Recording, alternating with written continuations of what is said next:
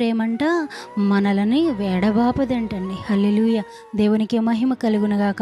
అంతేకాకుండా పౌలు గారు తన విశ్వాస జీవితంలో చూసినట్లయితే ఆయన ఎన్ని రకాల శ్రమలు అనుభవించాడండి. ఒకానొక రోజు పానార్పణంగా నేను పోయబడ్డానని సెలవిస్తా ఉన్నాడు. అలాగే మరి ఓడ బద్దలైపోయి సముద్రములో పడిపోయినట్లుగా మనకు తెలుసు. ఎన్ని శ్రమలు పౌలు గారు ఎదుర్కొంటూ వచ్చాడండి. తన విశ్వాస జీవితంలో ఎన్ని కష్టాలు చూసుంటాడు. అట్లాంటి పౌలు గారు ఎంత ఆనందంగా ఈ మాట చెప్తూ ఉన్నాడు. దేనిని బట్టి ఆ శ్రమలన్నీ నేను ఎదుర్కొన్నానంటే ఆయనను మనలను ప్రేమించిన వాని ద్వారా. హల్లెలూయా! ఎవరండి మనల్ని ప్రేమించేది? లోకంలో మనల్ని ప్రేమించేవారు ఎవరైనా ఉన్నారా?